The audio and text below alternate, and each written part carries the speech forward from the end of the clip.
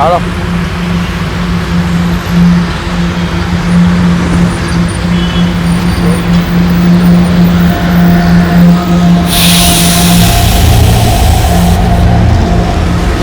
How is the cooking? Same fun? Yeah, much more, man, much more. The cost also too much. Get me some. Want to try? Yeah, okay, done.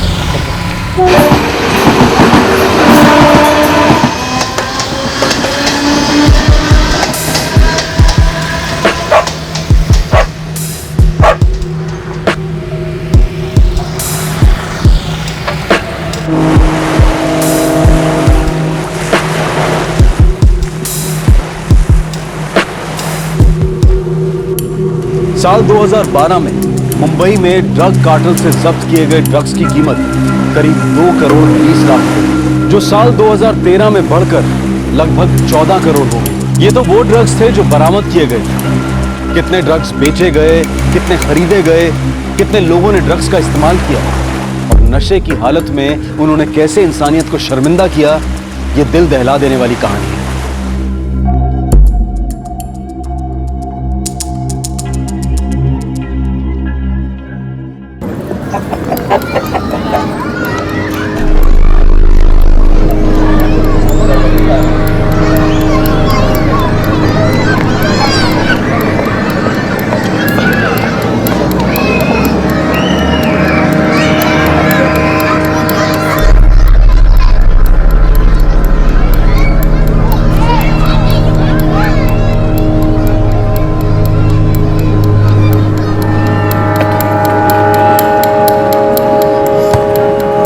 नशे में मैं इतना अंधा हो गया था कि बच्चे और बड़े में कोई फर्क ही नहीं कर पाया।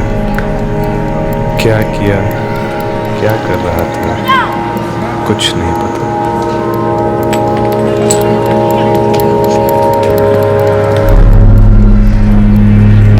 सुनो जी? तुम आलिया हो ना? जी।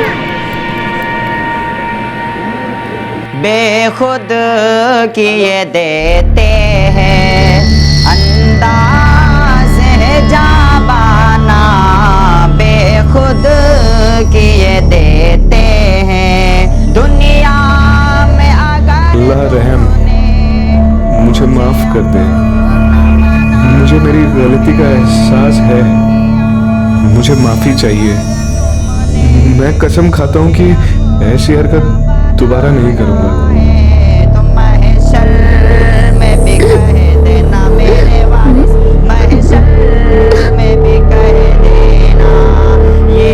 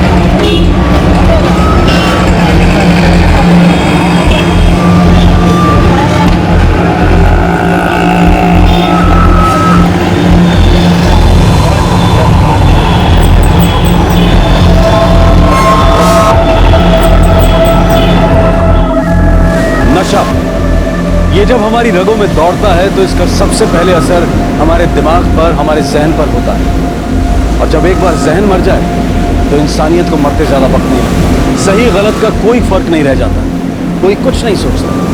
ना तो वो ट्रैफिकर्स जो ड्रग्स स्मगल करते हैं, ना वो डीलर्स जिनके लिए इंसान की कीमत सिर्फ बिजनेस है, और ना ही वो ड्रग एडिक्ट्स जिनके हाथों इंसानियत तिल तिल कर मरती है। करीब 15 लड़कियां एक ऐसे ही ड्रग एडिक्ट शैतान का शिकार करती।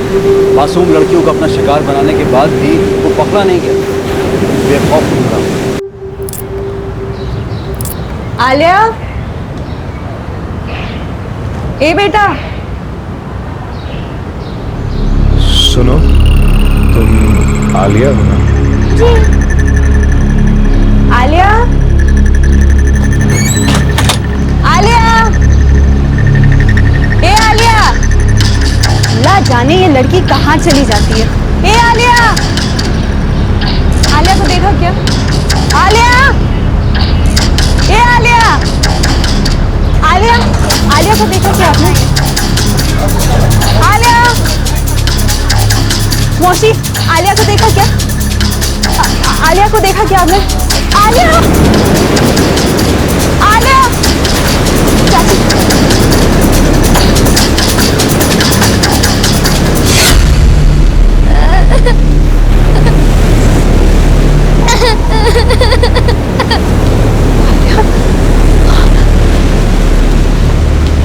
आलिया, कहाँ गई तू? क्या हुआ तुझे? ये सब किसने किया? किसने किया ये सब?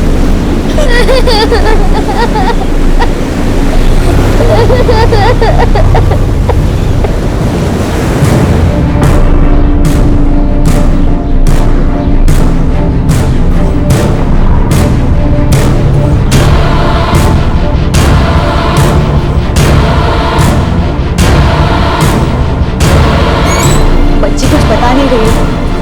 लेकिन उसे हुआ क्या है? अल्लाह जाने क्या हुआ है, लेकिन जो भी हुआ है ना, बहुत गलत हुआ है।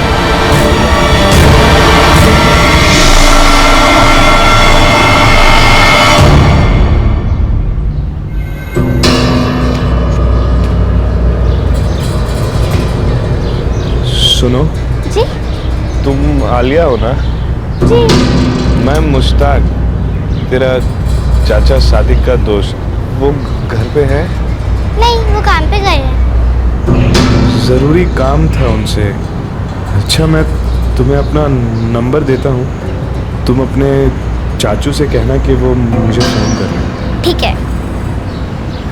फ़ोन तो मैं दुकान पे भूल आया, तुम मेरे साथ आओ, मैं तुम्हें नंबर देता हूँ।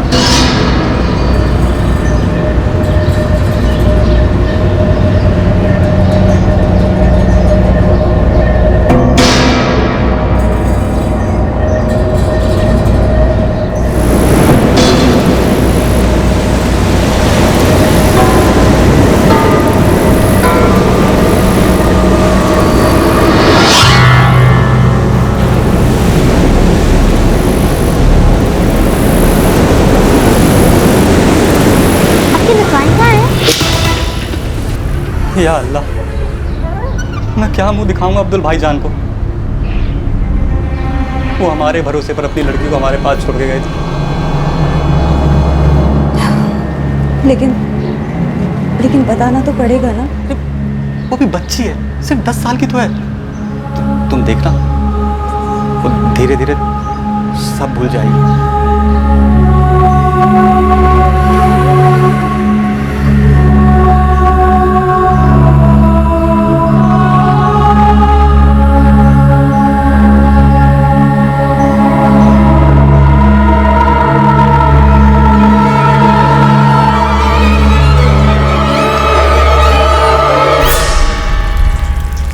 हफीज़ा, हमारी बच्ची के साथ बहुत गलत हुआ है। हमें कुछ भी करके उस कमीने को सज़ा दिलवानी ही होगी। हम ऐसे हाथ पर हाथ रख के तो नहीं बैठ सकते। ये आज हमारी बच्ची के साथ हुआ है, कल किसी और की बच्ची के साथ होगा।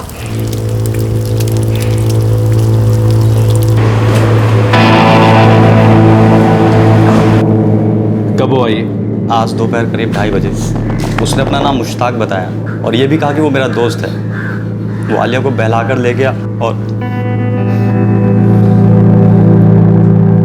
आलिया बेटा, क्या तुम्हें याद है वो तुम्हें कहाँ लेकर गया था? तुम जानती हो उसे? वो तुम्हारे मोहल्ले का है। देखिए, एफआईआर दर्ज करने से पहले हमें इसका मेडिकल करवाना होगा। इसे सिविल हॉस्पिटल लेकर जाओ।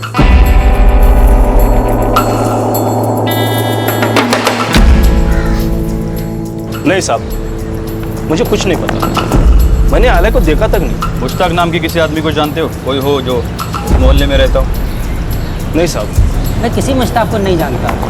और साहब, मुझे नहीं लगता कि मोहल्ले के किसी आदमी ने इतना घटिया काम किया होगा। और मान लीजिए साहब किसी ने इतना घटिया काम किया भी होगा तो भला अपना असली नाम क्यों बताएगा साहब? बच्ची को सेक्सुअली असॉल्ट किया गया है, गलत हुआ है उसके साथ।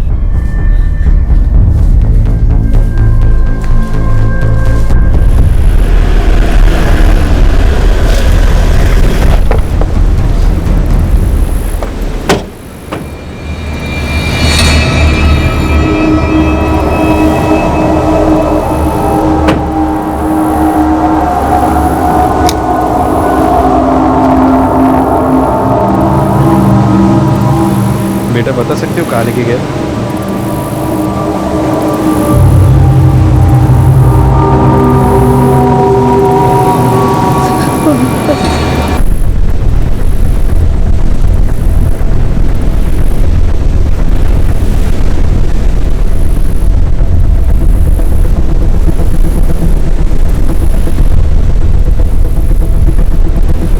कालिया बेटा, क्या तुम बता सकती हो वो आदमी दिखने में कैसा था?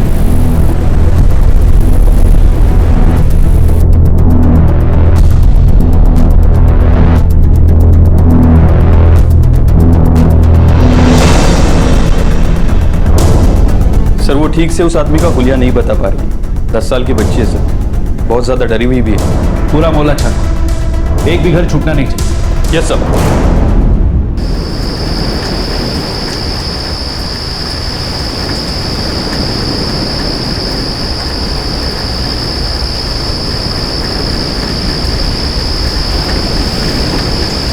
नहीं साहब, मैं किसी मुश्ताक को नहीं जानता। अगर वो मेरा दोस्त होता या मेरे जानने वाला होता तो मेरा फ़ोन नंबर उसके पास होता ना। वो मेरी भतीजी आलिया को नंबर देने के बहाने से क्यों बुलाता? हो ना हो साहब, उसने ये सब कुछ बहुत सोच समझ कर किया है।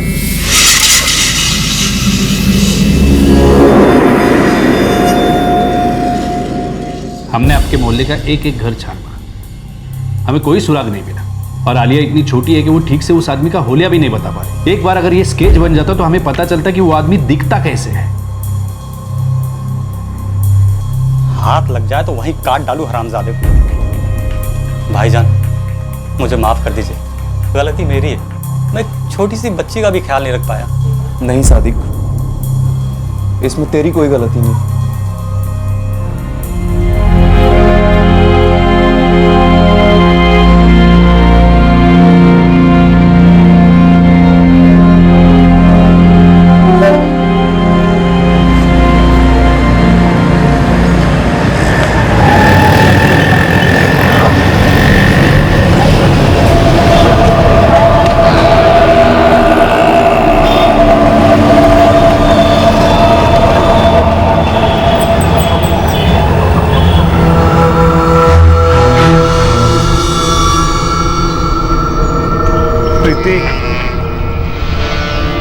जी? तुम उमेश पवार की बेटी हो ना? हाँ।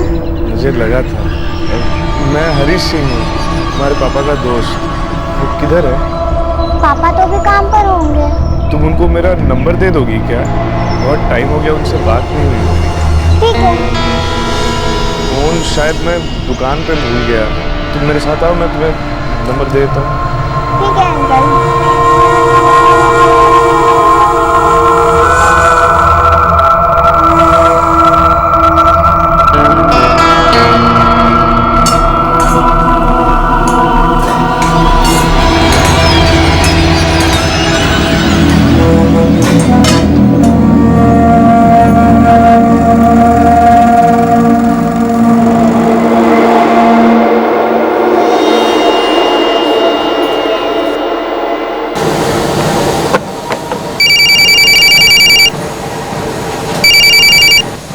हाँ बोलो। अच्छा क्या हुआ? अहो प्रीति अभी तक क्लास से वापस नहीं आई है। अरे क्लास लेट तक होगी, आ जाएगी। तुम भी ना छोटी छोटी बातों के लिए परेशान हो जाते हो। चल फेव फोन आता।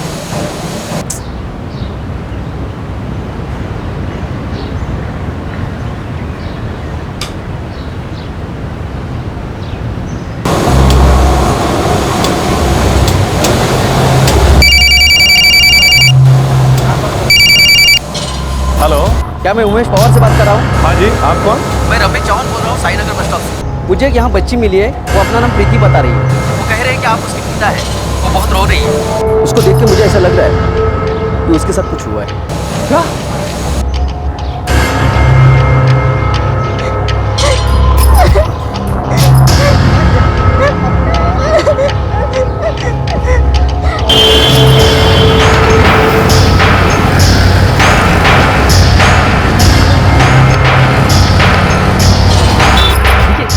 पापा जल्दी आए।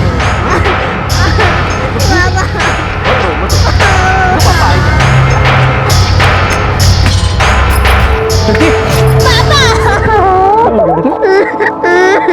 चुप हो जा बेटा, पापा आ गया। क्या हुआ? बता मुझे, बेटा क्या हुआ तुझे? क्या हुआ? मेरा नाम रमेश है। मैं यहाँ से गुजर रहा था, तभी इसको देखा।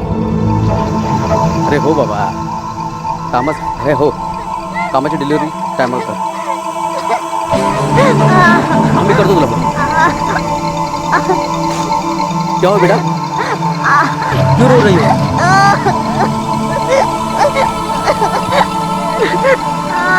ए बाळा, सांग ना मला काय? बेटा क्या हुआ तुझे, बोल ना।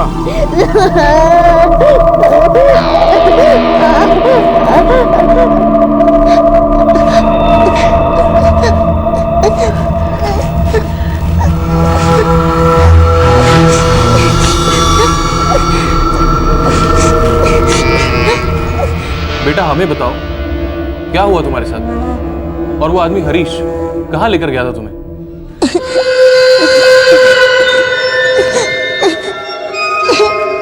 तुम उमेश पवार की बेटी हो ना? हाँ तुम उनको मेरा नंबर दे दोगी क्या? बहुत टाइम हो गया, उनसे बात नहीं हुई मेरी। ठीक है। तुम मेरे साथ आओ, मैं तुम्हें नंबर दे देता हूँ।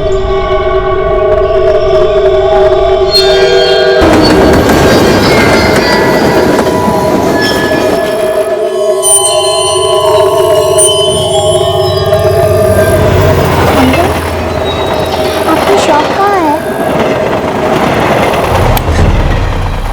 ये क्या है अंकल?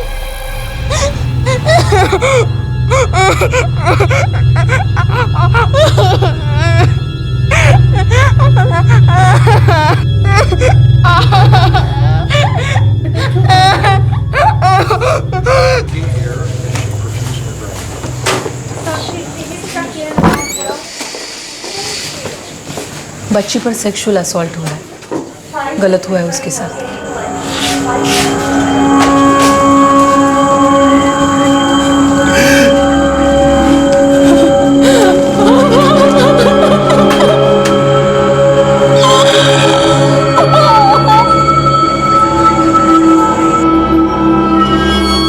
उस आदमी ने अपना नाम हरीश बताया था मैं हरीश सिंह हूँ, तुम्हारे पापा का दोस्त।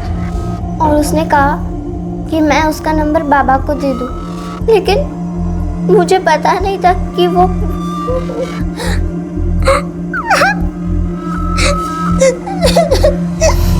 लेकिन साहब, हरीश नाम का मेरा कोई दोस्त है ही नहीं, और ऐसे नाम वाले किसी आदमी को मैं जानता तक नहीं हूँ। और अगर उसको मेरा नंबर चाहिए था तो वो प्रीति से मांग सकता था। इसके लिए इसे साथ में ले जाने की क्या जरूरत थी? बेटा तुम क्या हमारे स्केच आर्टिस्ट को उस आदमी का हुलिया बता सकती हो? मतलब वो कैसे दिखता था, कितना लंबा था, उसके बाल कैसे थे?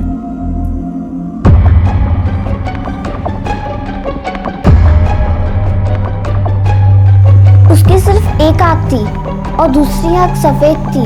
प्रीति, तुम उमेश पवार की बेटी हो ना? हाँ, वो इन अंकल के हाइट के थे। चू चाक की ना तो यहीं पे गर्दन काट दूंगा, समझी? उसके दांत बहुत गंदे थे।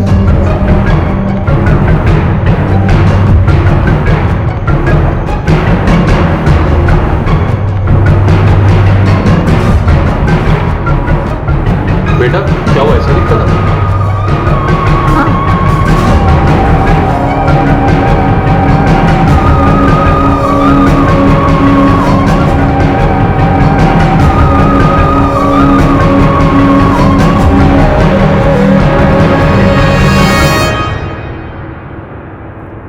मीडिया में अफरा तफरी मच गई। हर जगह यह खबर आग की तरह फैल गई पुलिस सख्ते में आ गई।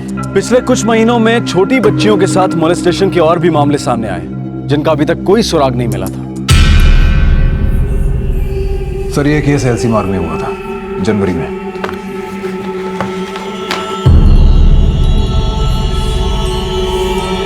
और ये आसपास के केसेस की फाइल है। ऐसे और भी केसेस हैं सर, आसपास के इलाकों से ऐसे 6 केसेस दर्ज किए गए हैं सर।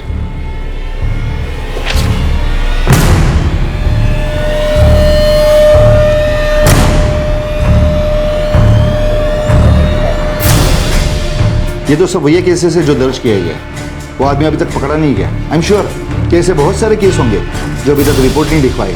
समाज में शर्मिंदगी की वजह से कई माँ बाप ऐसे केसेस रिपोर्ट करवाने से कतराते हैं। सर 2 केसेस में मैं क्लियर स्टेटमेंट दूंगा।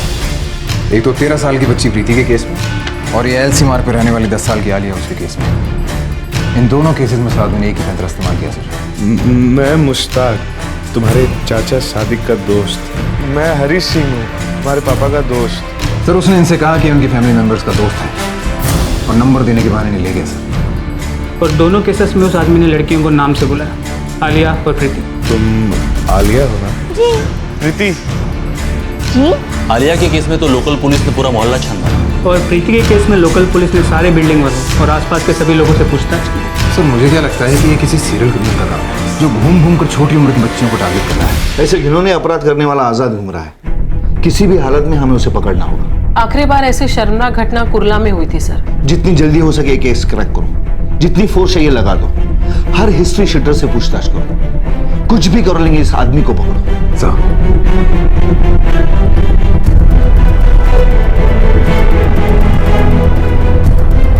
उसकी एक आंख थी जी और राइट आंख सफेद। अच्छा बच्चे, तुमने उसे कभी भी देखा था कहीं भी घर के आसपास या स्कूल से आते जाते वक्त कभी? नहीं सर, वैसे मैंने पहले कभी ध्यान नहीं दिया।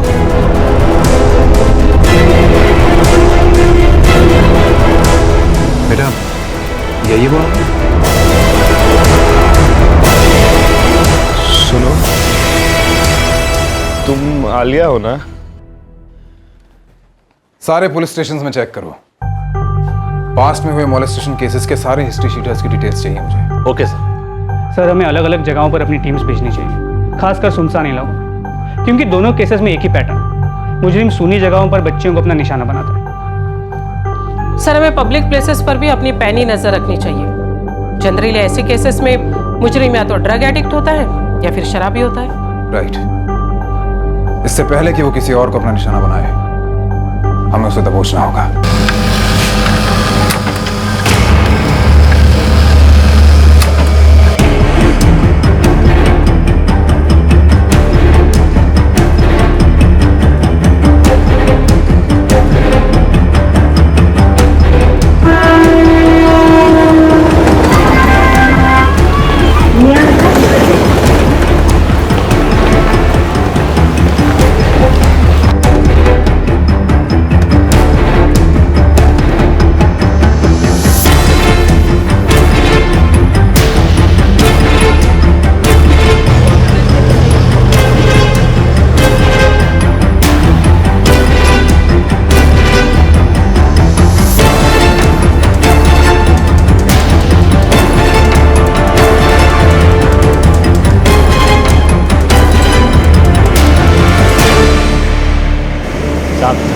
ऐसा काम तो कोई हटेला दिमाग वाला ही कर सकता। मुझे लगता है साहब ये नशेड़ी है। 78 ड्रग एडिक्ट से पूछताछ कर चुके हैं साहब। आप सीधा ड्रग सप्लाई की चेन पे हाथ मारें, मैं यहाँ बाहर वालों पे हाथ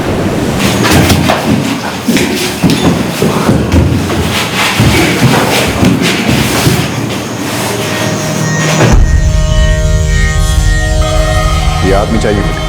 छोटी बच्चियों के साथ गलत काम किया है इसने। एक आंख नहीं है इसकी, गौर से देख। देखा है कहीं? नहीं साहब, मैंने तो इसे कभी नहीं देखा। साहब मैंने भी कभी इसे ड्रग्स नहीं बेचा। साहब यहाँ ड्रग्स का बहुत बड़ा नेटवर्क है। अगर ये नशा करता होगा तो किसी से भी ले सकता है। किससे लेता होगा ड्रग्स? अब ये मुझे क्या मालूम साहब। फॉरनर गैंग भी इस धंधे में घुसा हुआ है। कहाँ मिलेंगे ऐसे गैंग?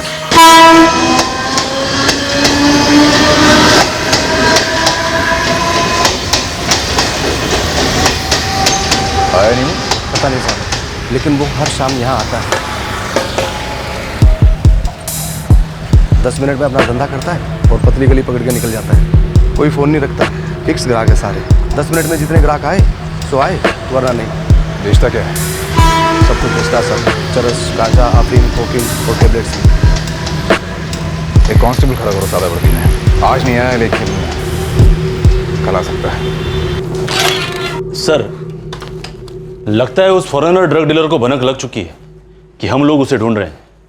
मुझे डर इस बात का है कि कहीं उस एक आंख वाले मॉलेस्टर को भी भनक ना लग गई हो कि हम उसके पीछे लगे हुए हैं।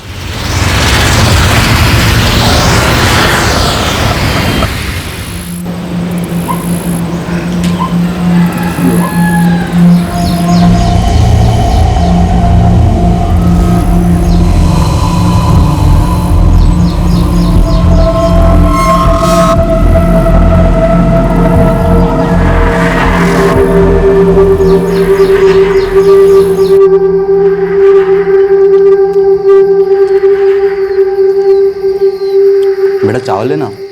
नहीं चाचू।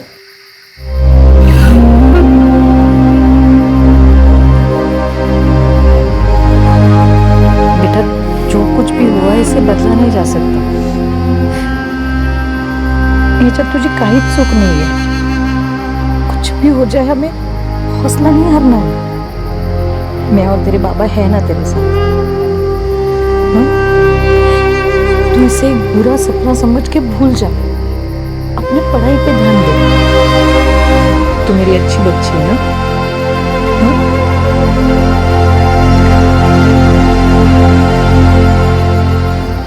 पुलिस की बहुत कोशिशों के बाद भी वो एक आंख वाला दरिंदा आजाद घूम रहा था। उसके बारे में कुछ पता नहीं चल पा रहा था, ना तो उसका नाम और ना ही कोई और पहचान।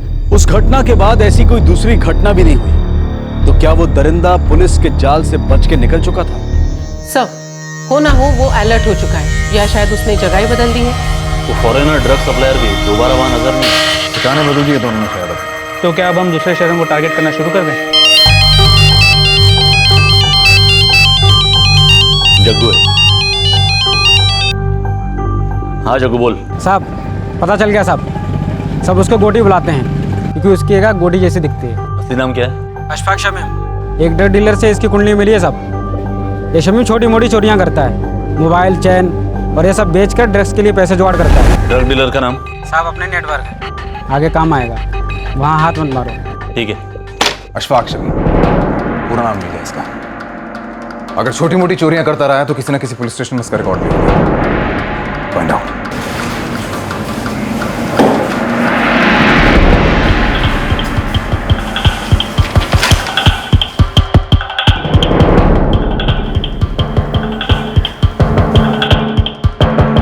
क्या ये वही है जिसे हम ढूंढ रहे हैं?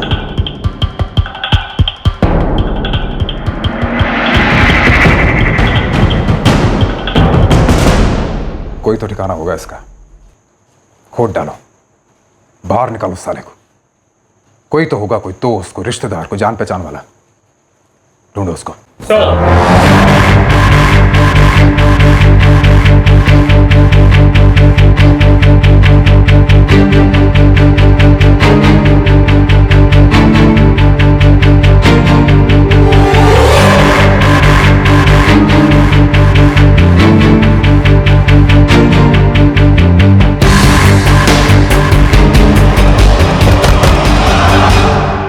हाँ साहब, इसकी माँ और भाई दोनों मोहसिन चाल के 32 नंबर खोली में रहते हैं। हाँ अभी आपको घर पर ही मिलेंगे।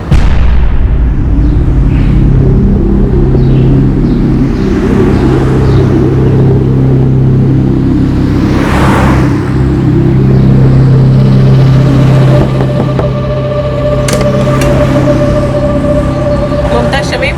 जी। अशफाक शमीम आपका बेटा है ना? जी। अल्लाह, अब क्या किया उसने?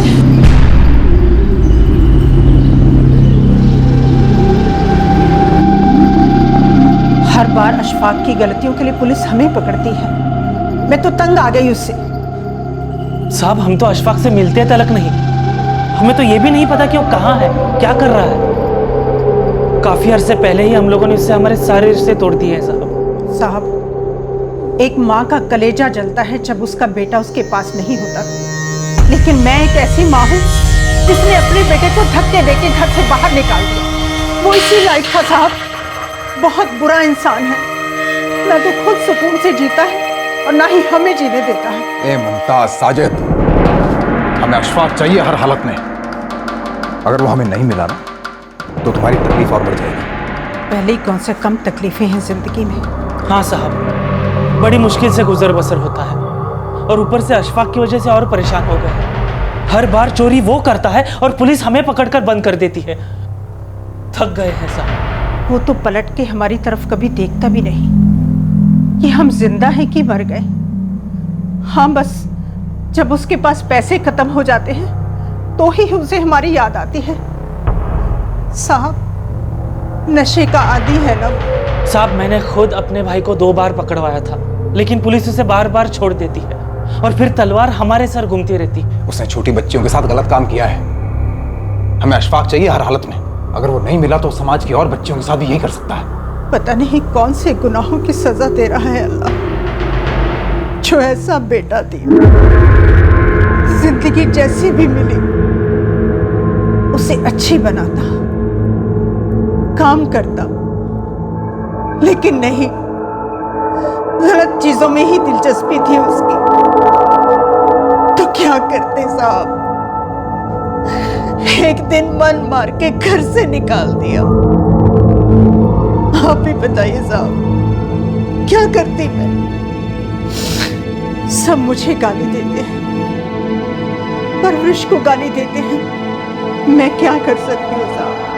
मैं अपने बच्चे को समझा सकती हूँ, मार के फटकार के उसे सीधे रास्ते पर लाने की कोशिश कर सकती हूँ, लेकिन बच्चा फिर भी न माने तो मेरा क्या कसूर साहब? मैं क्या करूं? कैसे समझाऊं उसे कि जब लोग उसकी वजह से मुझे गाली देते हैं तो मुझे कैसा लगता है? उसके सारे गुनाहों की जिम्मेदार दुनिया मुझे ही मानती है, मुझे ही मानती है।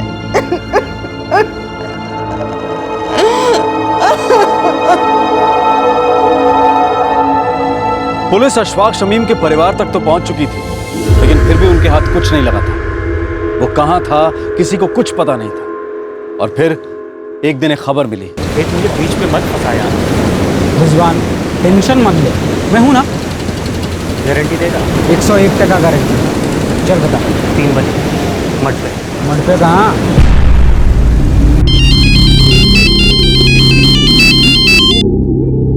आ जग्गू बोल। साहब, शमीम मिल जाएगा। कहाँ है वो? बताता हूँ साहब, पर मेरे नेटवर्क की गर्दन न तोड़ना साहब। तो बोल तो। मैंने गारंटी दी है साहब। जग्गू, कहाँ आएगा शमीम?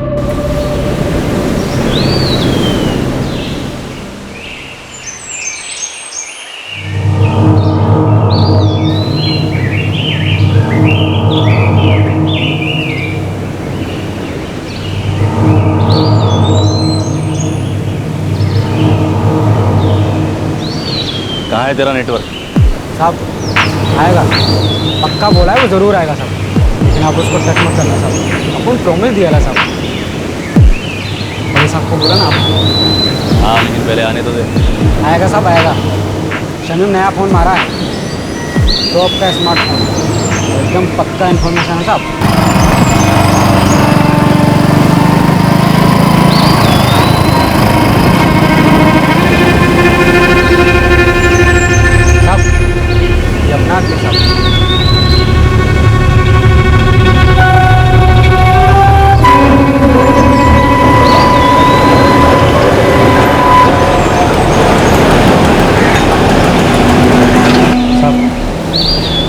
ये सब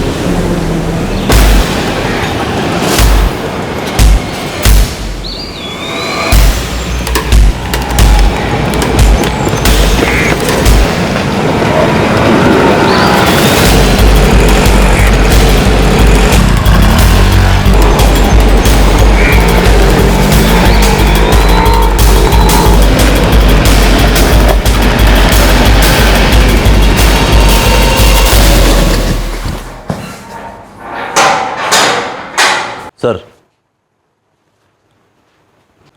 ये शमीम के पॉकेट से मिला। चुरा कर बेचने जा रहा था ड्रग्स के लिए। तड़पने दो साले को। जितना ज्यादा तड़पेगा उतना जल्दी मुंह खुलेगा।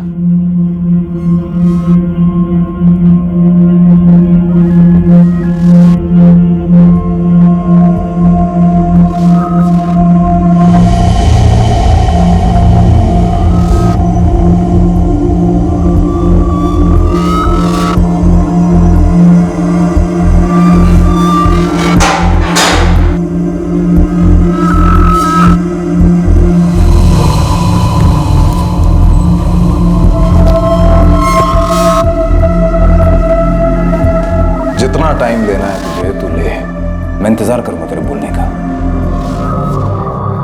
उन लड़कियों के साथ वो गंदा काम मैंने ही किया सर। लड़कियां नहीं बच्चियां। 11 केस रजिस्टर है हमारे पास और तू अब तक पकड़ा नहीं गया। तो शुरू हो जा। बहुत सारी लड़कियां थी साहब, मेरे को तो याद भी नहीं है।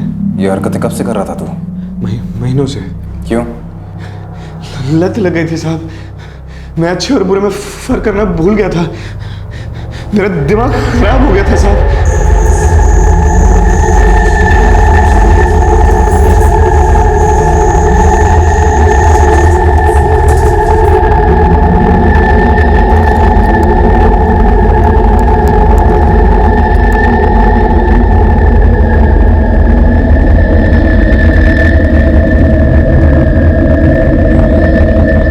शमीम भाई, आज तो बड़ा तगड़ा हाथ मारा है।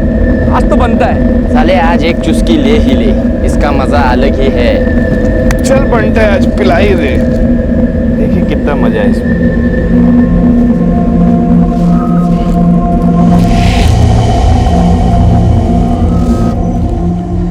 मजाक मजाक में नशे की आदत लग गई साहब, और एक बार जब नशे की आदत लग गई तो बॉडी को बार बार नशे की जरूरत महसूस होने लगी साहब। How is that cooking? Yeah, much more, man, much more.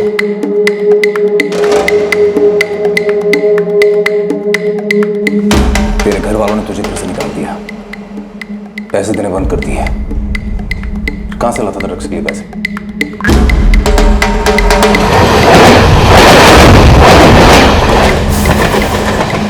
Mobile phone चोरी करता था साहब, ज़्यादातर लोकल ट्रेन था। वो कॉलेज के लड़के लोग जाते थे सुबह सुबह, उनके पास मोबाइल फोन होते थे। कब से शुरू किया तूने ऐसा? नशे की हालत में था साहब, सब भूल गया था, दिमाग खराब हो गया था साहब। नशे में मैं इतना अंधा हो गया था कि बच्चे और बड़े में कोई फर्क ही नहीं कर पाया। क्या किया, क्या कर रहा था, कुछ नहीं पता। पहली बार जब किया था साहब, मुझे बहुत बुरा लगा था साहब। मुझे अपने आप से ऐसे घिन सी आती थी साहब। मुझसे बहुत बड़ी गलती है साहब। गलती? कमीने, कितनी मासूम लड़कियों की जिंदगी बर्बाद कर दी तूने, तुझे पता है? मैं जानता हूँ साहब, मैंने अपने गुनाहों के लिए अल्लाह से माफी भी मांगी थी साहब। बेखुद किए देते अल्लाह रहम, मुझे माफ कर दे। मुझे मेरी गलती का एहसास है। मैं कसम खाता हूँ कि ऐसी हरकत दोबारा नहीं करूँगा। अल्लाह की कसम साहब, मैंने हर बार कोशिश की, मैंने बहुत बार कोशिश की साहब कि ये सब छोड़ दूंगा। मैंने अल्लाह से दुआ भी किया था कि कभी पकड़ा ना जाऊं, और कभी पकड़ा भी नहीं गया। और हर बार कसम भी खाता था कि दोबारा नहीं करूंगा, लेकिन हर बार किया सर, बार बार किया। नशा जब चढ़ता था मैं सब कुछ भूल जाता था, जानवर से भी पत्थर बन जाता था। मैं अपने आप को रोकने की बहुत कोशिश करता था, लेकिन कभी नहीं रोक पाया। मुझसे बहुत बड़ी गलती हो गई, बहुत बड़ा गुनाह हो गया मुझसे। उन लड़कियों का नाम कैसे पता चलता था तुझे? मैं उन पे नजर रखता था और धीरे धीरे सब कुछ जान जाता था। उनको भी अपना ऐसा नाम बताता था कि वो आसानी से मुझ पे यकीन कर ले। मैं मुश्ताक, तुम्हारा चाचा सादिक का दोस्त। मैं हरी सिंह, तुम्हारे पापा का दोस्त। कभी पिंटू, कभी सिंह, कभी कुछ और। मुझसे बहुत बड़ा गुनाह हो गया साहब, मुझसे बहुत बड़ी गलती हो गई है साहब। स्टेटमेंट दे लो इसका, कल कोर्ट में पेश करते हैं इसे।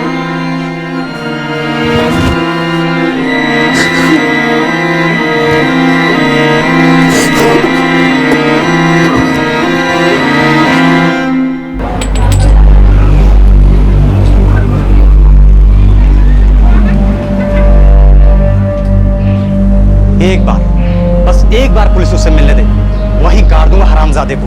नहीं, आप ऐसा कुछ भी नहीं करेंगे। अल्लाह उसको उसकी किए की सजा जरूर देगा।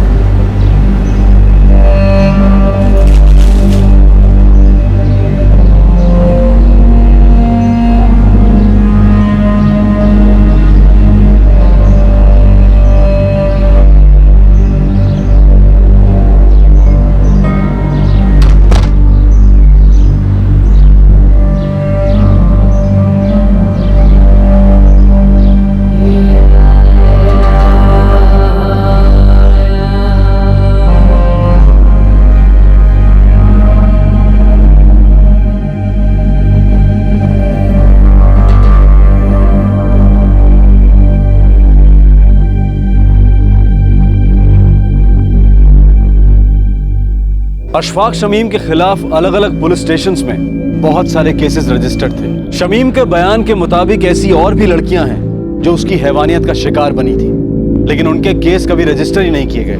हर पुलिस स्टेशन जहां जहां शमीम के खिलाफ केस रजिस्टर किए गए थे, वो बारी बारी से शमीम की कस्टडी ले रहे थे। इस केस की चार्जशीट अभी तक दर्ज नहीं हुई है। वो विदेशी जिससे शमीम हमेशा ड्रग्स खरीदा करता था, अभी तक पकड़ा नहीं गया है। पुलिस को शक है कि शमीम के केस में पुलिस की कार्रवाई देखकर वो अलर्ट होकर अंडरग्राउंड हो गया है। Drug traffickers, drug dealers, drug suppliers, ये पूरा ड्रग माफिया इंसान और इंसानियत के खिलाफ काम करता है। ये लोगों को अपना गुलाम बनाकर उनकी जिंदगी उनके लिए ही बोझ बना देता है। पुलिस और प्रशासन की काफी कोशिशों के बाद भी ये ड्रग माफिया बार बार सांप की तरह अपना फन फैला लेता है, क्योंकि लोग नशे के आदी हो चुके होते हैं और ऐसे लोगों की गिनती दिन ब दिन बढ़ती ही जा रही है। ड्रग्स के बिजनेस से जुड़े लोग हमेशा इस बात का ख्याल रखते हैं कि उन्हें लोगों को नशे का गुलाम बनाना है, ताकि उनका जिंदगी खरीदने और मौत बेचने का बिजनेस कभी बंद ना हो। एक बार इसे चखना मौत को चखने के बराबर है, लेकिन फिर भी लोग इसे चखते हैं और हमेशा के लिए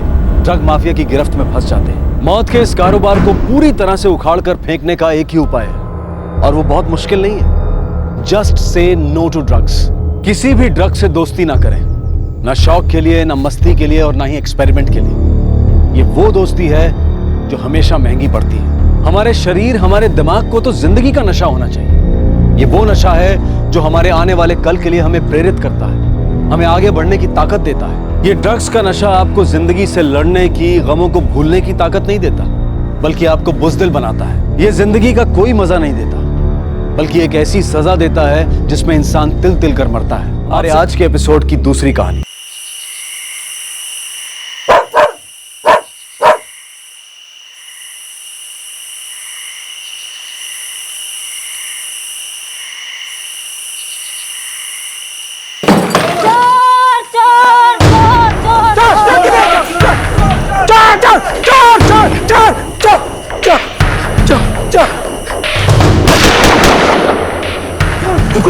ठीक है तुसी तो एक कर्ज की नहीं आगे मैंने क्यों बता कितना गया।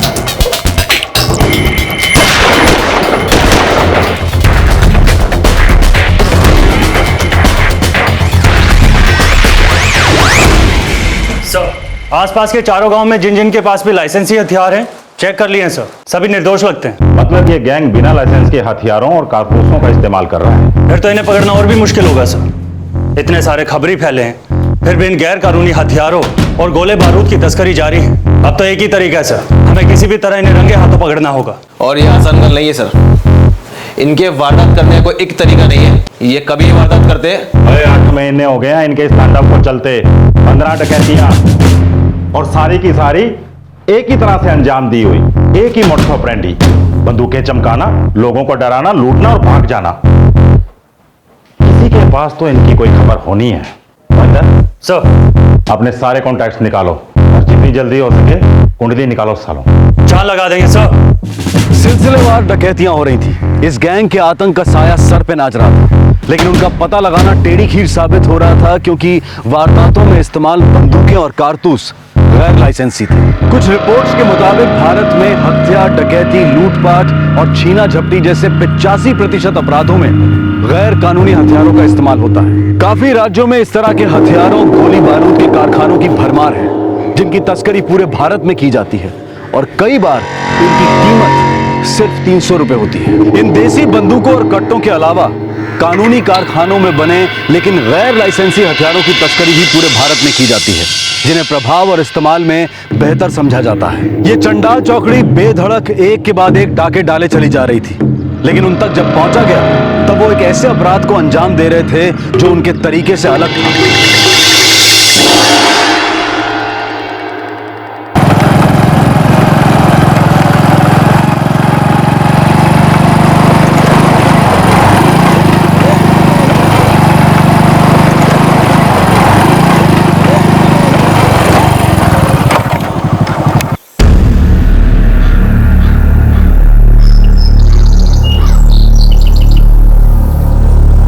की महेंद्र पुत्र, आज फेयर नाइट ड्यूटी। हाँ दाऊ जी।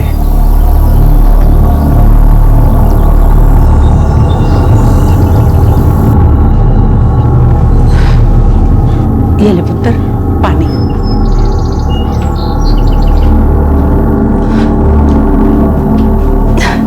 कब तक गुस्सा रखेगा पुत्र, अब थूक दे। मेरा गुस्सा थूक देने से तायाजी की नीयत नहीं बदल जानी बीच। देख पुत्र, तेरे बाबूजी के गुजर जाने के बाद उन्होंने तुझे और गुरलीन को बाबूजी की तरह ही रखा है। गुरलीन के ब्याह की सारी जिम्मेदारी उन्होंने उठाई थी। सारा वसूल तो कर लिया ना, दुकान का आधा हिस्सा देने की बजाय तीसरा हिस्सा देते हैं हमें। खर्च किया लेकिन सारा वसूल भी कर लिया, तो कैसी इज्जत बेजी। ऐसे बात नहीं करते पुत्र। हाँ बंटी बोल। सर जी पक्का तो नहीं पता, लेकिन शायद खासकुरी गांव के घर में डकैती होनी है। तुझे कैसे पता? अरे क्यों मरवा रहे सर, बस उड़ती उड़ती खबर सुनी है। कौन से घर में? सर ऐना मैंने नहीं पता। ठीक है। क्या हुआ पुत्र? कुछ नहीं बीजी, काम का फोन था।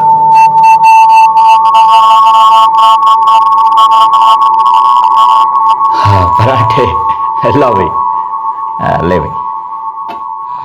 ये महेंद्र बहुत ही एहसान फरामोश है, आपने इन लोगों के लिए इतना कुछ किया। कोई नहीं जोगिंदर पुत्र, वक्त के साथ साथ सारी नाराजगी चली जानी है। ओ जी, थोड़ा हिस्सा उसे और दे दो ना। पर जीते, तू अच्छी तरह से जानती है कि मैंने अपनी सारी जिम्मेदारियां ईमानदारी से निभाई है। जोगिंदर के जाने के बाद उसका जो भी हिस्सा बनता है मैं उसके परिवार को बिना नागा देता हूं। ये बात हरप्रीत अच्छी तरह से जानती है, दुनियादारी समझती है वो। महेंद्र थोड़ा और बड़ा होगा ना, सब समझ जाएगा। जो बात उसे अभी गलत लगती है ना, जैसे ही जिम्मेदारी उस पर पड़ेगी सारी खटास निकल जानी है उसकी।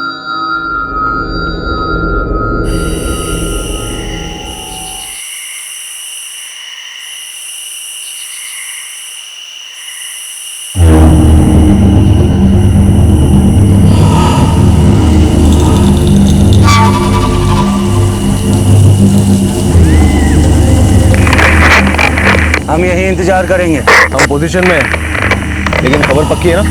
उम्मीद करते हैं कि खबर सही हो।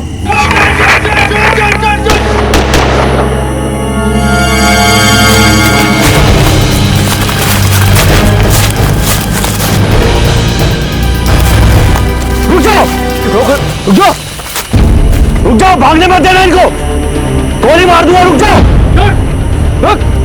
रुक जाओ।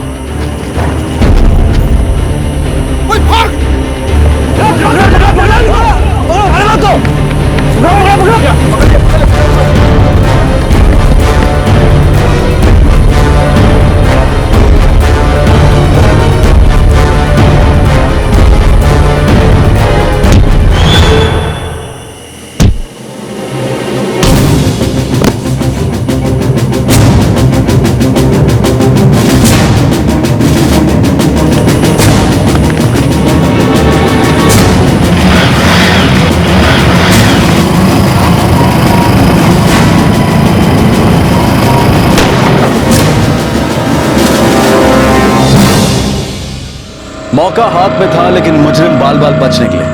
काफी दिनों तक फिर कोई और डकैती नहीं हुई। पुलिस को उन्हें धर दबोचने का दूसरा मौका नहीं मिला, लेकिन महीने भर बाद उन्होंने बहुत करीब हमला बोला। मोहिंदर एक डकैत को पहले ही देख चुका था। ऐसा लग रहा था जैसे ये लुटेरे अब अपनी पहचान को और छिपाए नहीं रखना चाहते हैं। मोहिंदर, तूने भी उस डकैत को देखा है और उसने भी तुझे?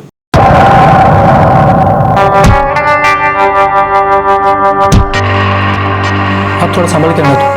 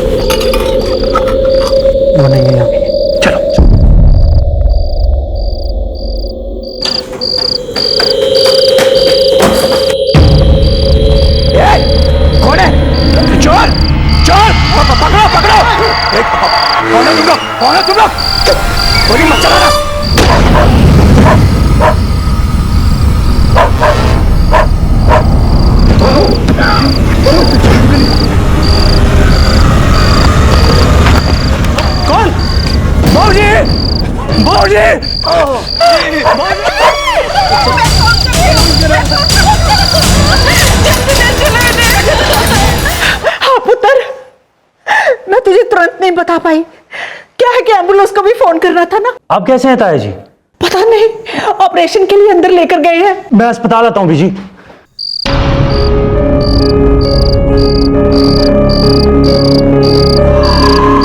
घर से जो भी लूटा था यहीं छोड़कर भाग गए। चरणपाल की हालत कैसी? सर हॉस्पिटल से खबर आई है, हालत अभी भी नाजुक है। उस पर 2 गोलियां चलाई गई। सर चरणपाल का भतीजा मोहिंदर दुमका पुलिस स्टेशन में कांस्टेबल। इन चारों डकैतों को पकड़ने के लिए जो टीम बनाई गई वो भी उसमें है। पिछली डकैती में इनका एक साथी मोहिंदर के हाथ लगते लगते रह गया था और फिर उन्होंने इसके घर पर ही धावा बोला, बदला लेना। आ गया पुत्र। तेरे ताया जी की हालत तो अभी भी बहुत नाजुक बनी हुई है।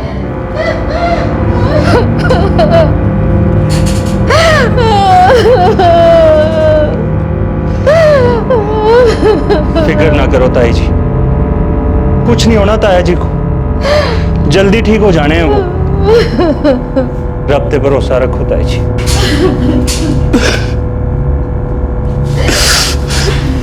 जगमोहन ठीक हो जाने हैं ताया जी। एक गोली कंधे पे लगी, दूसरी सीने पे।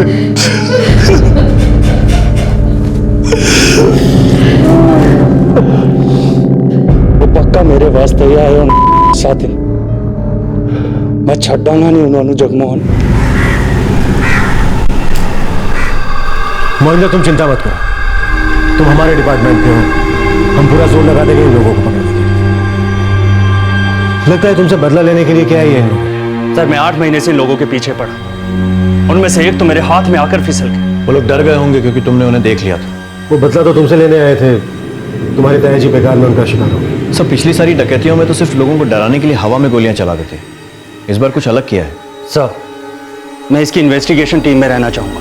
मोहिंदर, धुमका थाने की टीम में तुम पहले से ही हो जो उनको पकड़ने के लिए बनाई गई थी। देखो, इमोशनल मत हो, यकीन करो अमर, वो लोग हमारे हाथ से बच नहीं पाएंगे। सर मुझे बहुत बुरा लग रहा है, सिर्फ मेरी वजह से ताया जी इतनी तकलीफ झेल रहे हैं।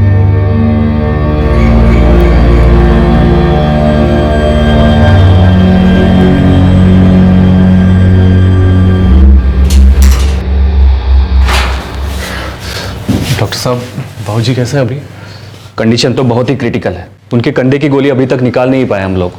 आज फिर ऑपरेशन करेंगे। क्या हम उनको भेज सकते हैं अभी? जी हाँ, पर बेहोश है, दवाइयों का असर अभी भी है। Excuse me.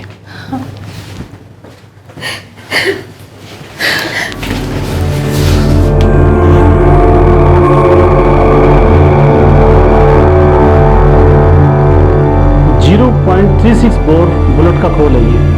डकैती की ज्यादातर वारदातों में 0.36 बोर बुलेट का इस्तेमाल हुआ है। मतलब ये कहना गलत नहीं होगा कि ये भी उसी गैंग का काम है? हम कह तो सकते हैं, लेकिन इस बुलेट के खरीदार तक पहुंचना बहुत मुश्किल है, क्योंकि इस वारदात में और पहले हुई सभी वारदातों में जो हमें बुलेट मिले हैं, किसी पर भी हमें लीगल सप्लायर की छाप नहीं मिली। वो यार तेनू तो पता ही है, लावारिस बंदूकें और गोलियों के मालिक को ढूंढना बड़ा ही टेढ़ा काम है। वो प्रेशर है वीरे, वो प्रेशर है। पुलिस वाले के घर हमला हुआ है।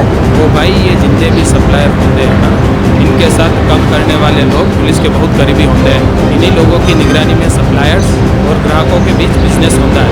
वो नहीं है, ये तो मधुमक्खी के छत्ते बीच हाथ डालने वाला काम। कुछ भी एक कनेक्शन ला के देंगे।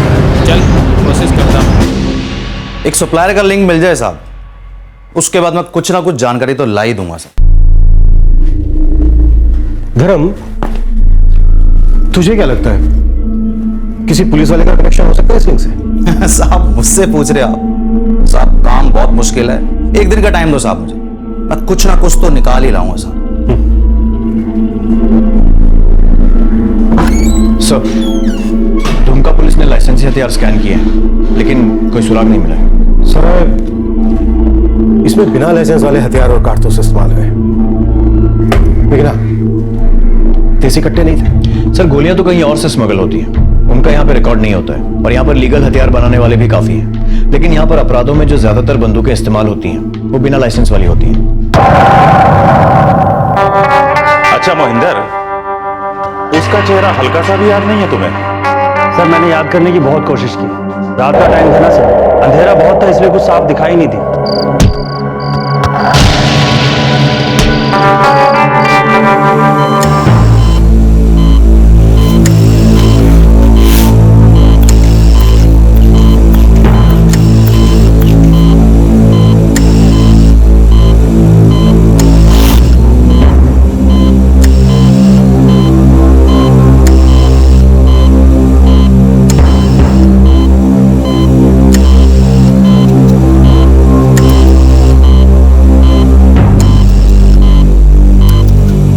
माफ कर दो ताऊजी,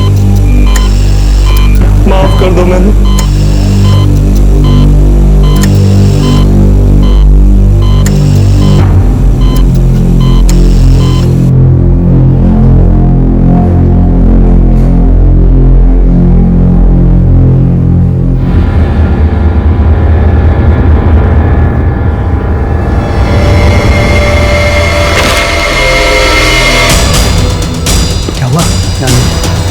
मुश्किल पकड़े जाएंगे। जो डकैत अब तक सिर्फ लूटपाट कर रहे थे, दहशत फैला रहे थे, अब एक कत्ल की कोशिश में भी उनका हाथ था। लेकिन लग रहा था कि शिकार ठीक से उनके निशाने पर बैठ नहीं रहा था। पुलिस उनके पीछे पड़ी थी, चूहे बिल्ली का खेल चले जा रहा था। पर जहां वो हमला करना चाह रहे थे, क्या उनकी उस अगली कोशिश से पहले वक्त रहते पुलिस उन तक पहुंच पाएगी? अरे यार, मुझे नहीं फंसना है यार इसमें। मेरी गारंटी कुंदन, कुछ नहीं होगा तुझे, नहीं फंसेगा तू। हाँ तो तू पहले क्लियर कर लेना, साला ऐसा ना हो मैं दोनों तरफ से फंसूं। इधर पुलिस भी मुझ पर गोली चलाए, उधर मेरा लिंक भी मुझे मार डाले। कुछ नहीं होगा बोला ना, मैं क्या पहली बार काम पे लगा हूं। अच्छा चल ठीक है, फिर मिलता हूं मैं।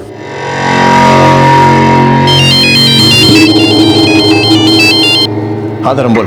साहब एक लिंक मिला है, कुंदन नाम है उसका। कहाँ मिलेगा? मैं फिक्स करता हूँ साहब। और साहब वो उधर का खबरी भी है, वो संभालना साहब आप। तू फिक्स तो कर। ठीक है साहब।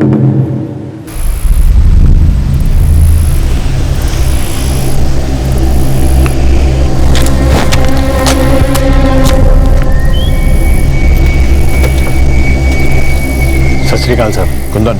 जी साहब। 4 लोग 8 महीने से लूटपाट मचा रखे हैं। देखिए साहब, मैं आपको ये तो नहीं बता सकता कि ये लोग कौन है, क्योंकि मैं इनको जानता नहीं। हाँ, लेकिन मैं एक कारतूस के धंधे करने वाले के साथ काम करता हूँ साहब। तो जितना जानता है उतना बता। साहब देखिए, ये जो गैंग वाले लोग होते हैं ना, ये बंदूक तो एक बार खरीदते हैं, लेकिन गोलियां इन्हें बार बार खरीदनी पड़ती हैं। और मेरा लिंक गोलियां बेचता है थोक में। हाल ही में किसको बेची है इधर? हाल ही में तो नहीं बेची साहब, लेकिन करीब कोई 6 महीने पहले 0.36 बोर की 200 बुलेट बेची थी। डकैती की ज्यादातर वारदातों में 0.36 बोर का इस्तेमाल हुआ है। इधर चिलवासा गांव में, वो मैंने ही जगह फिक्स की थी वहां पे। खरीदी किसने थी? परम बसरा।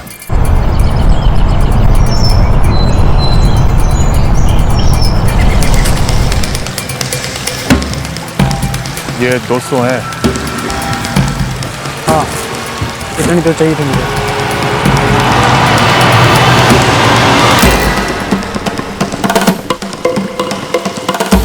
परम बसरा। जी साहब, लेकिन मैं ये नहीं जानता कि उनकी गैंग से है या नहीं। तुम्हारे गोलियों का सप्लायर कौन है? निरंजन ढाका। लेकिन साहब, आप उसको हाथ मत लगाना साहब, वो मेरा लिंक है। ठीक है, मैं इस परम बसरा का पता लगाता हूँ, लेकिन इस बीच अगर निरंजन ढाका कोई भी नई डील करता है तो तू मुझे बताएगा।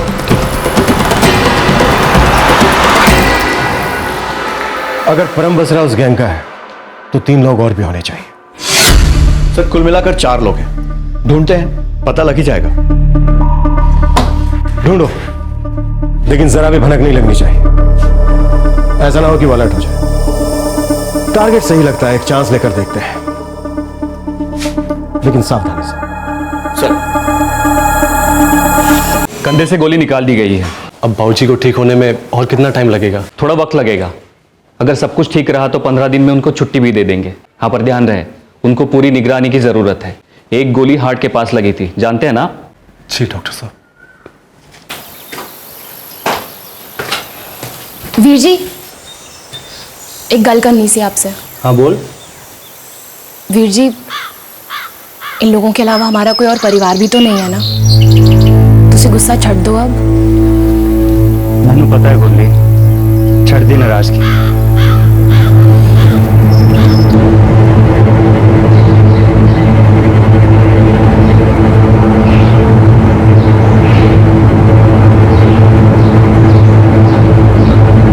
परम डेयरी में काम करता है। 3 दोस्त हैं जी उसके। गुरु सचदेवा जो सब्जी बेचता है,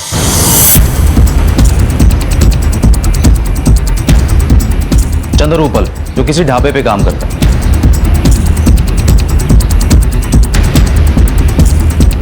और तीसरा है जी यशपाल जोहल जो चाय का ठिया लगाता है। ये वही लोग हैं, इसका कोई सुराग हाथ लगाते रहे? नहीं साहब, लोकल मार्केट में मैंने बहुत पता किया, इन्होंने कोई सामान नहीं बेचा। अगर ये वही लोग हैं तो जरूर लूट का सामान कहीं बाहर बेचते होंगे। सर, गोलियां तो पक्का इसी परम बसरा ने खरीदी है, और इसके पास कोई लाइसेंसी हथियार भी नहीं है। सुना, एक काम करते हैं, उठा लेते हैं सारों को। उठा तो लें सर, एक रिस्क है। क्या? अगर मोटी चमड़ी निकला तो कुछ उगलेगा नहीं, बेल पे जल्दी बाहर भी आ जाएगा, और हमारी मेहनत पे सब पानी फिर जाएगा सर जी। फिर तो एक ही रास्ता बचता है हमारे पास, हमें इनके अगले हमले का इंतजार करना होगा, या फिर किसी बड़े कांड में इन्हें रंगे हाथों पकड़ना पड़ेगा। धर्म, जी सर। अपने बंदों से कहो कि निगरानी रखें इन पर। मुझे एक एक हरकत पर नजर चाहिए।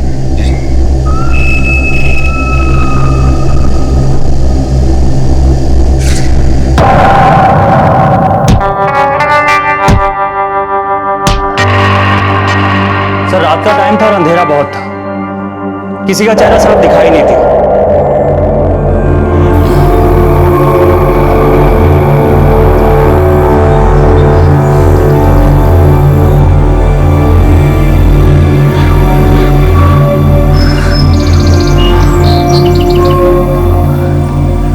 वापस घर आकर पुत्र की कितना अच्छा लग रहा है।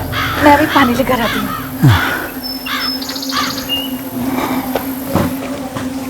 ताऊ जी, जिन्होंने आप पे हमला किया है ना, जल्दी पकड़े जाने हैं वो। पकड़े तो जाने हैं पुत्र, पर तू अपना ध्यान रखना। जी ताऊ जी।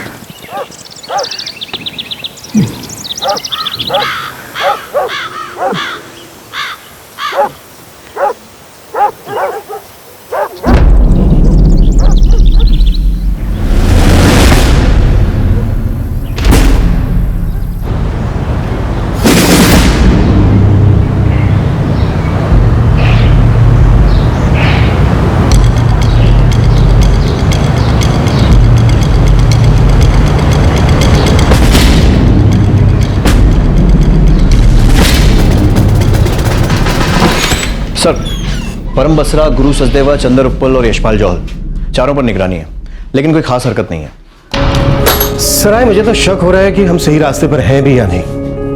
अगर ये उसी गैंग का काम है तो क्यों फालतू में वो किसी को गोली मारने लगे? क्यों जानबूझकर अपने लिए मुश्किल खड़ी करेंगे कि पुलिस उनके पीछे हाथ धोकर पड़ जाए? सर, वो आए तो मोहिंदर को मारने थे, जो मिला नहीं और बीच में उसका ताया आ गया। अब ये तो अंदाजा ही है ना सराय, कहीं ऐसा तो नहीं कि चरणपाल का इससे कुछ लेना देना?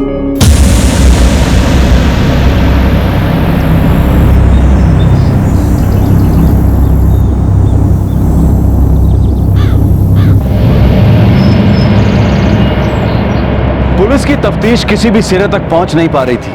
पुलिस के पास संदिग्ध अपराधी तो थे, लेकिन उनके खिलाफ सबूत एक भी नहीं था। इस बीच गैंग ने अपने हमलों में कमी कर दी थी। करीब 2 महीने गुजरे और एक अहम जानकारी पुलिस के हाथ लगी।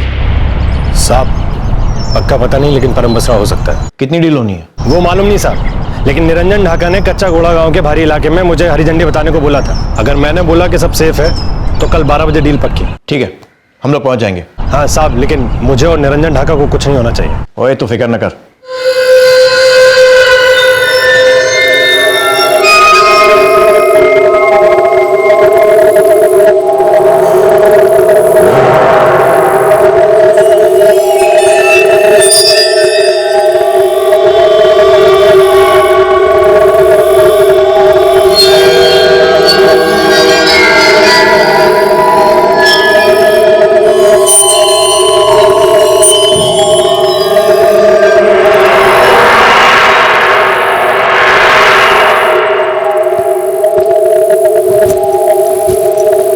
सराय,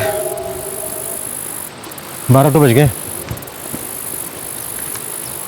The number you have called is switched off. Kundan का फोन स्विच ऑफ। एक काम करते हैं, थोड़ी देर और वेट करते हैं। The number you have called is switched off.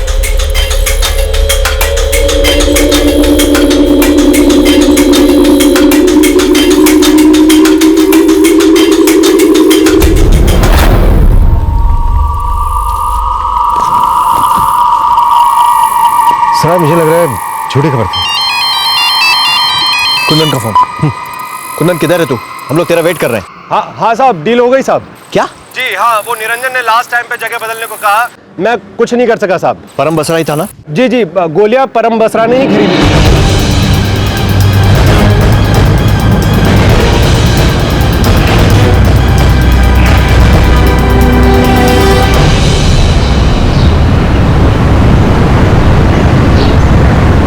साहब देखिए, आप मेरे को इस झंझट से दूर रखिए। आप, वो आपका टारगेट परम बसरा था ना, आप उसे धर लीजिए साहब। हाँ ठीक है सर, परम बसरा ने और गोलियां खरीदी हैं। मतलब इन्होंने एक और डकैती हमले की प्लानिंग शुरू कर दी। सर, कहीं इस बार टारगेट मोहिंदर तो नहीं है? हाँ ठीक है।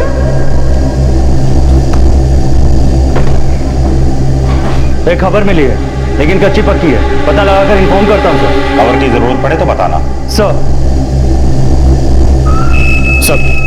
गुरु सचदेवा, चंदर उपल, यशपाल जौहल, तीनों अपने घर पे नहीं है। इन्हों के फोन भी बंद आ रहे हैं। मतलब कोई डकैती या फिर हमला बस होने वाला है। यही है हमारा टारगेट। चारों चारों परम बसरा, गुरु, चंदर, यशपाल सब साथ ही यहाँ पे खासकुरी गांव के खंडरों विच अभी भी है साहब? ठीक है सर, चांडाल चौकड़ी साथ में है, अभी पकड़ सकते हैं।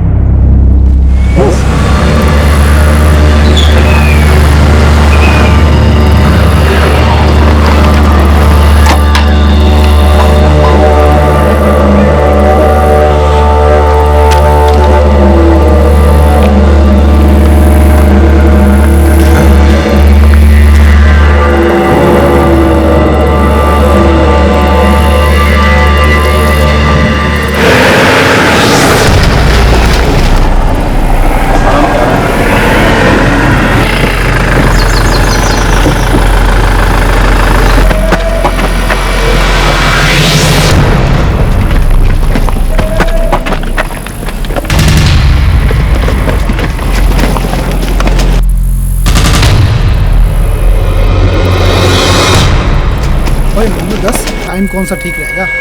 और जी कल करें तो आज का टाइम तो सही है।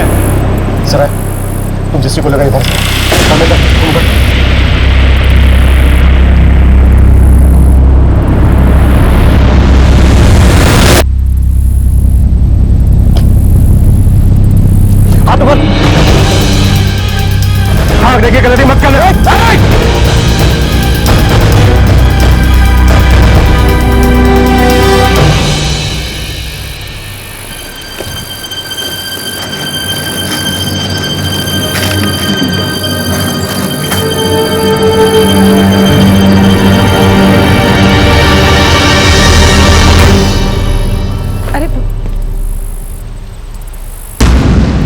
महेंद्र, तू यहाँ इन लोगों के साथ क्या कर रहा है? सर मुझे खबर मिली थी कि ये लोग यहाँ हैं। तुझे इन्फॉर्मेशन मिली और तू हमें बिना बताए यहाँ आ गया। पीआई गौरव से बात हुई थी सर मेरी। लगता तो नहीं है कि तूने यहाँ गिरफ्तार करने आया। कुछ और ही खिचड़ी पक रही थी। जांच टीम को लगा कि दाल में कुछ काला जरूर है। मोहिंदर वहां पर चारों डकैतों के साथ पाया गया था और साफ जाहिर था कि वो वहां पर उन्हें पकड़ने के लिए नहीं आया था। तो फिर वो वहां क्यों आया था? अरे पुत्र, किथे जा रहा है तू? जी पुलिस स्टेशन जा रहा हूँ। महेंद्र उन लोगों के साथ ही है और वो लोग तो कुछ और ही बता रहे हैं। आता हूँ।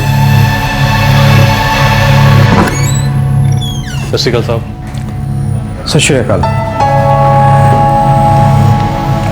जगमोहन, मोहिंदर के साथ तुम्हारी या तुम्हारे पिताजी की कोई अनबन थी क्या? थी तो सही, लेकिन इस हमले से पहले थी। उसके बाद तो जी सब ठीक हो गया था। किस बात को लेकर थी अनबन? जी वो महेंद्र को हमेशा लगता था कि हम उसके और उसकी माँ के साथ कोई धोखेबाजी कर रहे हैं। हमारी किराने और परचून की दुकान है जिसको पहले मेरे बाबूजी और जोगिंदर चाचा महेंद्र के पिताजी मिलकर चलाया करते थे। 7 साल पहले जोगिंदर चाचा जी गुजर गए। उसके बाद मेरे बाबूजी महेंद्र और उसकी माँ को दुकान की कमाई का कुछ हिस्सा देते हैं, लेकिन महेंद्र को लगता है कि ये हिस्सा बराबर का नहीं है, ये उसके साथ धोखेबाजी है। साहब आप ही बताओ कि ये हिस्सा बराबर का कैसे दें, क्योंकि दुकान का पूरा काम तो मैं और बाबूजी मिलकर संभालते हैं। लेकिन साहब आप ये सब कुछ क्यों पूछ रहे हो? और आप मुझे महेंद्र की कौन सी बात बताने वाले थे? देखो जगमोहन, हमने महेंद्र को उस गैंग के साथ पकड़ा है जो तुम्हारे घर में घुसा था, जिन्होंने तुम्हारे पिताजी पर गोली चलाई। ऐसा नहीं है कि वो चोरी करने आए थे और गलती से गोली चल गई। वो तुम्हारे पिताजी को मारने ही आए थे।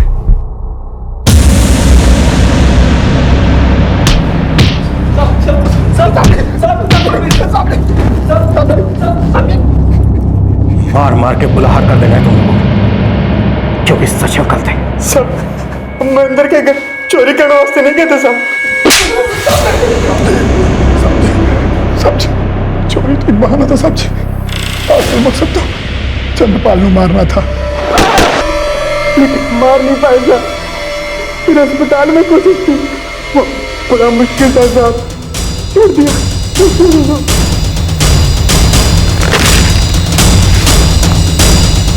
क्या हुआ? मुश्किल है। हमने सोचा कुछ टाइम चुपचाप बैठना चाहिए। अभी हम लोग चरणपाल को उसके घर जाके मारने का सोच रहे थे सर।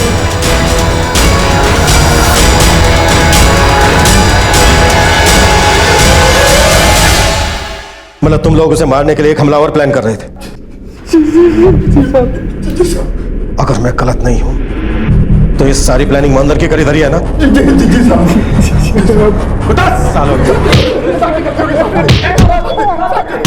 महेंद्र ने किया ये सब? ये तो मैं जानता था कि महेंद्र मुझे और बाबूजी को नापसंद करता है, लेकिन इतनी नफरत करता है कभी सोचा नहीं था सर मैंने। लगता तो ऐसा ही है जगमोहन। महेंद्र उन डकैतों को पकड़ने वाली टीम में था और उसने उनका इस्तेमाल कर लिया अपनी खुंदक निकालने के लिए। ये नहीं हो सकता सर, हमें भी पहले यही लगा था, लेकिन उन चारों डकैतों ने खुद कबूला है। जब महेंद्र को उन चारों डकैतों की तस्वीरें दिखाई थी तो उसने जानबूझ के एक को भी नहीं पहचाना था। सर रात का टाइम था और अंधेरा बहुत था, किसी का चेहरा साफ दिखाई नहीं थी। इसका मतलब ये साला महेंद्र उसी रात से इसके प्लानिंग में लग गया था जिस रात एक डकैत इसके हाथ से फिसला था।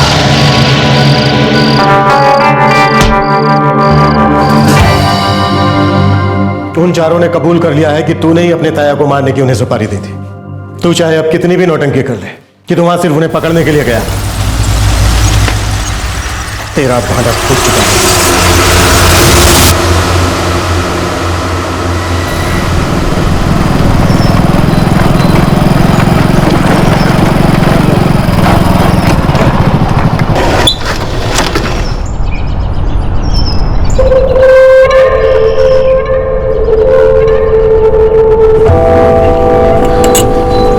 चाय देनी है? जी साहब।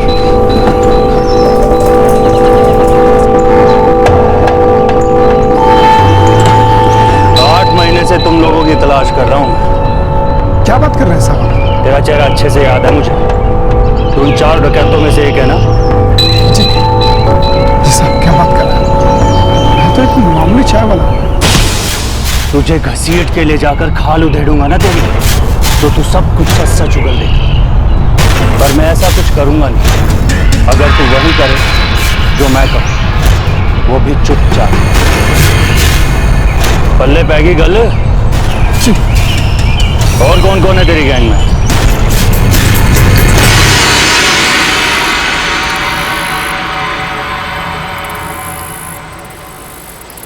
एक बंदा है, उसे ऊपर पहुंचाना है।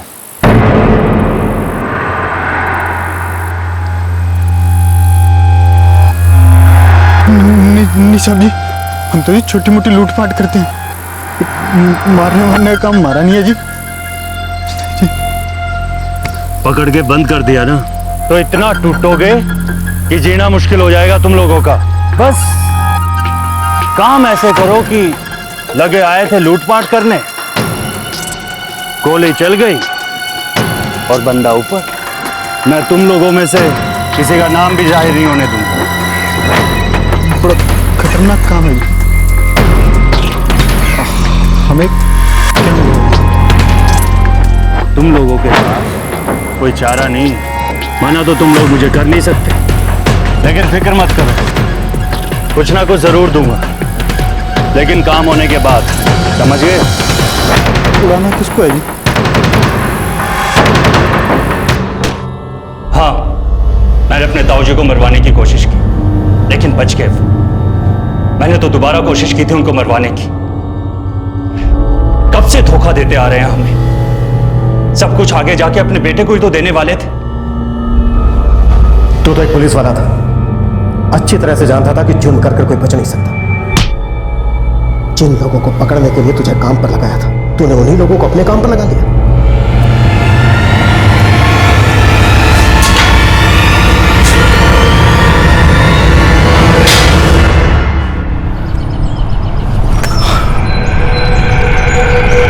कभी लगा ही नहीं मोहिंदर इस हद तक चला जाएगा। मैं तुझे बार बार समझाती रही, ऐसे फालतू का बैर रखना गलत है पुत्र। ऐसा क्या धोखा दिया तेरे ताया जी ने तुझे? हाँ, उन्होंने तो हमारी देख रेख की है। ताया जी तो अपने पापा जैसे थे वीर जी। इतनी छोटी सोच हो गई तेरी। तूने अपनी तो इज्जत खत्म की ही, हमारा भी सर नीचा कर दिया शर्म से।